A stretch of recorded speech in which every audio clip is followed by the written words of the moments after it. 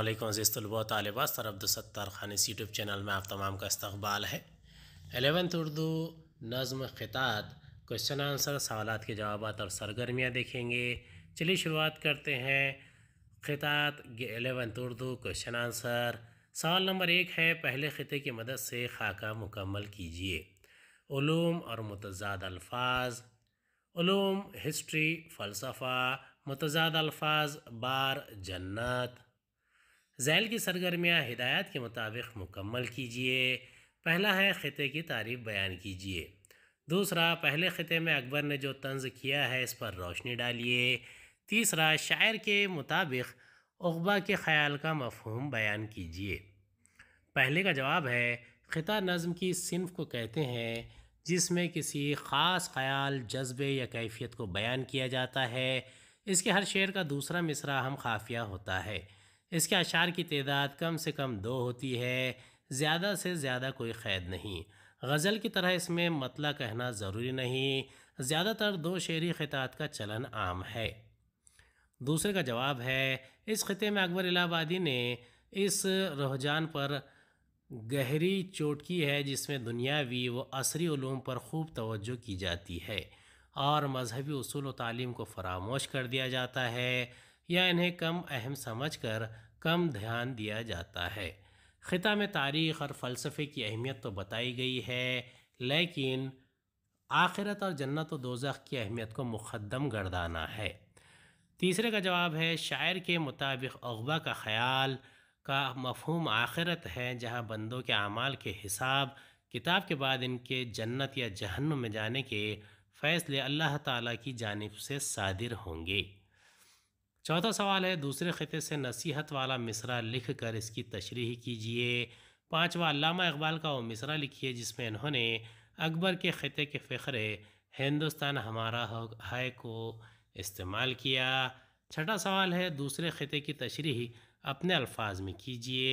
सातवां, मजनू ने कॉलेज की तालीम को बकवास कहा, वजह बयान कीजिए। आठवां, आखिरी ख़िते में शायर ने जिस शर्त की तरफ इशारा किया है इस पर रोशनी डालिए।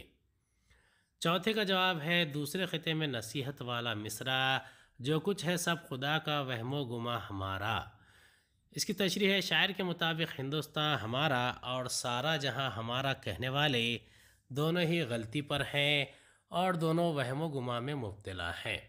हकीकत तो यह है कि दुनिया और दुनिया की कोई चीज़ हमारी नहीं, हर चीज़ खुदा की है।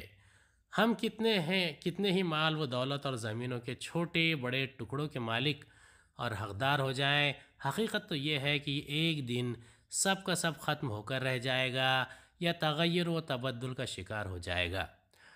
पाँचवें का जवाब है, सारे जहां से अच्छा हिंदुस्तान हमारा। छठे का जवाब है, तशरीह है, हमें वतन से मोहब्बत हो जाए तो इसमें कोई हर्ज नहीं है। इस ज़िमन में बिगाड़ इस वक्त पैदा होता है जब किसी एक मुल्क व वतन का बाशिंदा किसी दूसरे मुल्क के बाशिंदे को मामूली व हक़ीर समझने लगे। इसमें बहुत से नुकसानात हैं। इस किस्म की कौमियत के तशद्दुद और तंग नज़री से इंसानियत को बेपनाह नुकसानात का सामना करना पड़ा। आलमी जंगें इसकी वाज़ेह मिसालें हैं। इसलिए दानिशवरान आलम ने नेशनलिज़म कौमियत पर इंटरनेशनलिज़म बैनुल अक़वामियत को तरजीह दी है। इस ख़िते में शायर ने भी मज़कूरा बाला बात को बयान करते हुए कहा है कि जदीद असरी तालीम व फ़लसफ़ा से मुतासिर होकर हम भी कौमियत के नज़रिए पर ईमान ले आए और हिंदुस्तान हमारा वो हम हिंदुस्तानी जैसे नारों में महदूद होकर रह गए हैं। जिन्हें इस हदबंदी में कोई कमी का एहसास हुआ वो चिल्ला उठे, सारा जहां हमारा। शायर ने इन दोनों नज़रियात के हामिलिन को वहम गुमा में मुब्तला करार देते हुए कहा है कि दुनिया की कोई चीज़ हमारी नहीं, हर चीज़ खुदा की है। हम कितने ही माल व दौलत और ज़मीनों के बड़े टुकड़ों के मालिक और हकदार हो जाएं, हकीकत तो ये है कि एक दिन सब का सब ख़त्म हो जाएगा या तग़य्युर व तबद्दुल का शिकार हो जाएगा। एक सदी पहले अल्लामा इक़बाल ने दुनिया वालों को इन हक़ाइक़ से आगाह कर दिया था। इन ताज़ा खुदाओं में बड़ा सबसे वतन है, जो पैरहन इसका है वो मज़हब का कफ़न है। सातवें का जवाब है, मजनू के मुताबिक इश्क़ में तबीयत का जोश फितरी होता है, جبکہ کالج کی تعلیم کا غیر جذباتی نظام طبیعتوں پر بوجھ ہوتا ہے، اسی لیے مجنو نے کالج کی تعلیم کو بکواس کہا ہے۔ 8ویں کا جواب ہے، اس خطہ میں لیلی کی ماں مجنو کو کالج میں داخلے کی تحریک دیتی ہے اور اسے لیلی کے حصول میں مجنو کے لیے شرط قرار دیتی ہے، لیکن مجنو تو عشق کا بندہ ہے اور تعلیم کے خلاف ہے۔ اس گفتگو کے ذریعے شاعر نے کالج کی تعلیم کی اہمیت کو واضح کیا ہے۔ اس کے مطابق دنیا کا کاروبار ہو کہ عشق و محبت، بہرحال تعلیم انتہائی ضروری ہے۔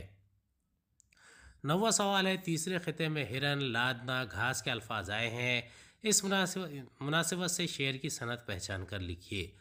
10واں، دل اپنا خون کرنے کو ہوں، موجود نہیں منظور مغز سر کا آماس، اس صنعت کا نام، تعریف اور صنعت کی الفاظ لکھیے۔ 11واں سوال ہے، تیسرے خطے کا مرکزی خیال بیان کیجیے۔ تیسرے خطے میں ہرن کی مناسبت سے گھاس اور لادنا کے الفاظ لائے گئے ہیں، اس لیے ذیل کے شعر میں مراد النظیر صنعت استعمال کی گئی ہے۔ بڑی بھی آپ کو کیا ہو گیا ہے، ہرن پر لادی جاتی ہے کہیں گھاس۔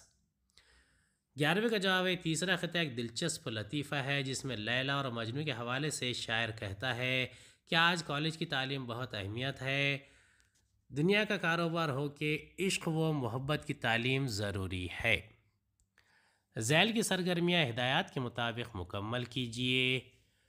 پہلے خطے کا مرکزی خیال لکھیے۔ دوسرے خطے کو پیش نظر رکھ کر پہلے فقرے کی مناسبت سے دوسرا فقرہ لکھ کر خاکہ مکمل کیجیے۔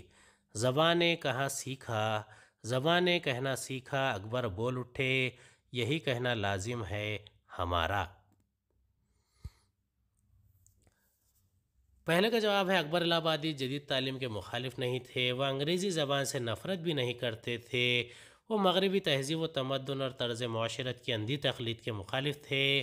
اس خطے میں انہوں نے تاریخ و فلسفہ کی اہمیت تو بتائی ہے، لیکن ان کے ساتھ آخرت اور جنت و جہنم سے متعلق علم کی اہمیت کو جتایا ہے، یعنی موقر ذکر پر زور دیا ہے۔ زبان نے کہنا سیکھا، ہندوستاں ہمارا، اکبر بول اٹھے، سارا جہاں ہمارا، یہی کہنا لازم ہے سب خدا کا ہے، ہمارا وہم و گما۔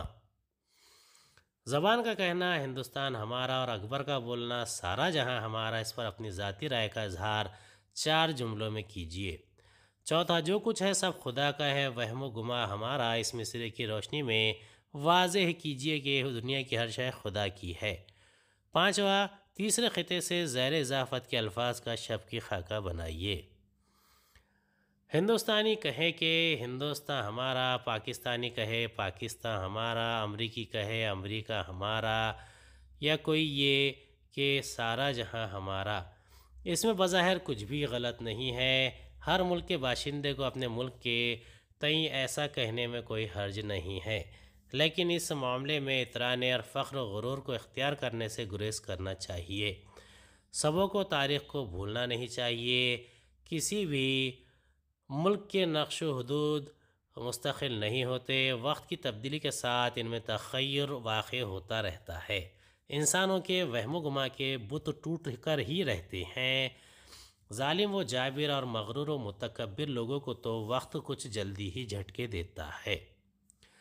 چوتھے کا جواب ہے، جدید عصری تعلیم و فلسفہ سے متاثر ہو کر ہم بھی قومیت کے نظریے پر ایمان لے آئے اور ہندوستان ہمارا وہ ہم ہندوستانی جیسے نعروں میں محدود ہو کر رہ گئے، جنہیں اس حد بندی میں کوئی کمی کا احساس ہوا وہ چلا اٹھے، سارا جہاں ہمارا۔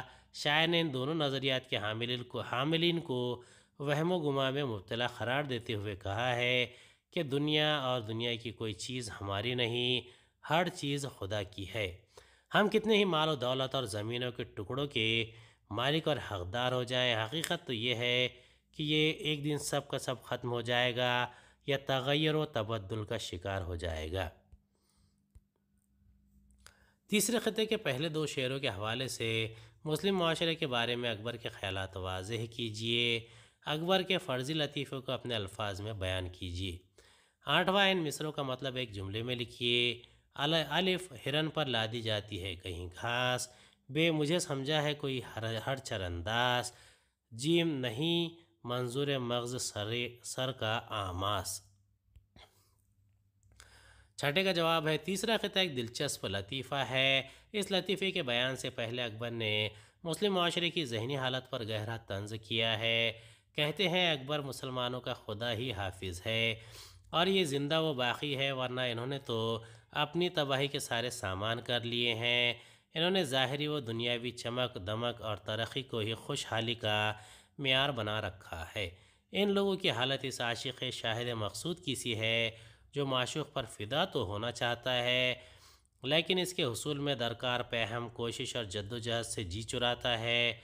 इरादे तो बड़े बुलंद ज़ाहिर करता है, लेकिन अमल का खाना बिल्कुल खाली है। सातवें का जवाब है लैला की माँ मजनू से कहती है कि अगर वो एम ए पास कर ले तो लैला का हाथ इसके हाथ में देकर इसकी सास बन जाएगी। मजनू ने कहा, सास जी आपकी बातें सर आँखों पर, लेकिन शायद आप इश्क के मामलात और तकाज़ों से वाकिफ़ नहीं हैं। कहाँ आशिक़ का और कहाँ कॉलेज की बकवास और कहाँ इंसान की तबीयत में मौजूद इश्क का फितरी वो पैदाइशी जोश व जज्बा, और कहाँ तबीयतों पर लादा गया तालीम का गैर जज्बाती निज़ाम। ऐ बड़ी भी आपकी अक़ल को क्या हो गया है? कहीं हिरन पर घास ला दी जाती है। मजनू लैला की माँ से मज़ीद कहता है, क्या आपने मेरी और मेरे जज्बात की खूब कदर की? क्या आपने मुझे ऐसा वैसा समझ रखा है? हाँ, मैं ग़ुलाम हूँ, लेकिन लैला का हर किसी का नहीं। मैं बड़ी से बड़ी तकलीफ़ उठाने को तैयार हूँ, मगर पढ़ाई में दिमाग खपाना मंजूर नहीं। और अगर लैला के हुसूल के लिए आप अपनी शर्त पर अड़ी हुई हैं तो बड़े अफसोस के साथ मैं कह रहा हूँ कि मैं लैला का फ़राग छोड़ सकता हूँ, लेकिन कॉलेज नहीं जा सकता।